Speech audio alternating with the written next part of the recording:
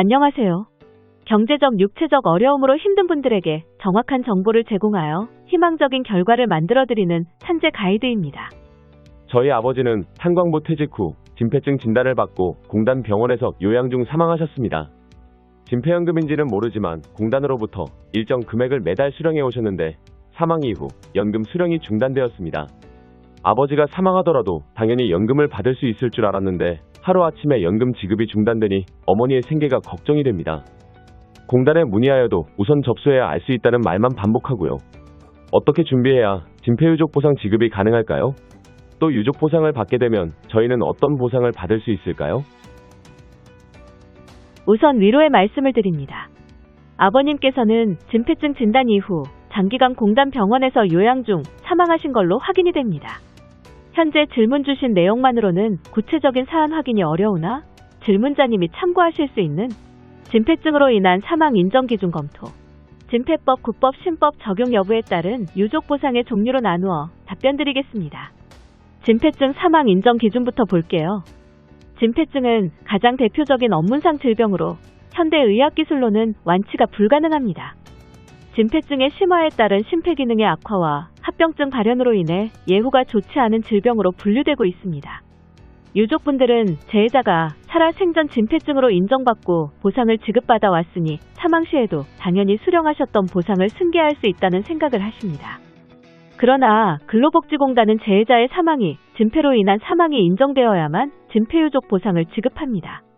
진폐로 인한 사망이라는 점을 인정받지 못한다면 유족이 청구할 수 있는 보상은 없습니다. 산업재해보상보험법에서 진폐에 따른 사망의 인정에 대해 어떻게 규정하고 있는지 함께 살펴보도록 하겠습니다.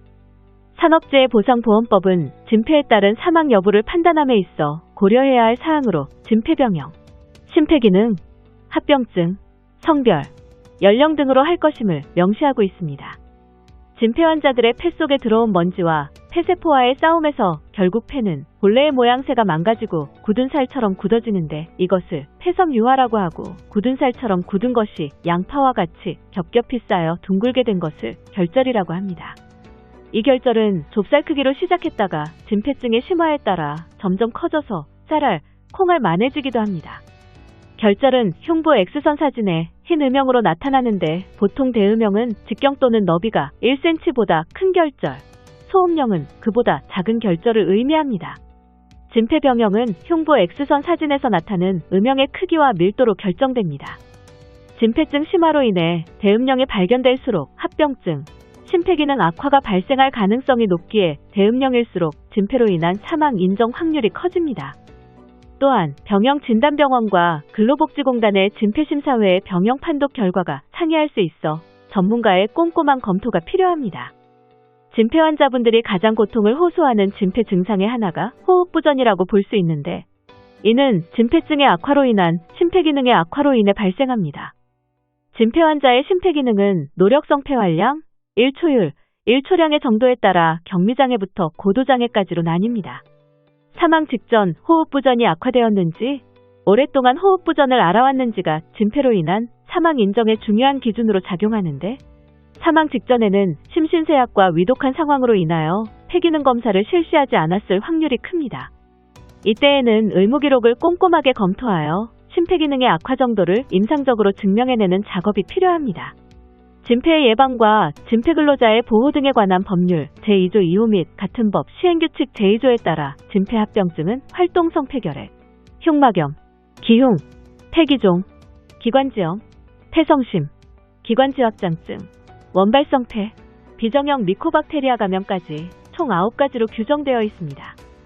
재해자가 진폐로 인한 이런 합병증을 앓고 계셨다면 진폐로 인한 사망 인정 확률을 높일 수 있습니다.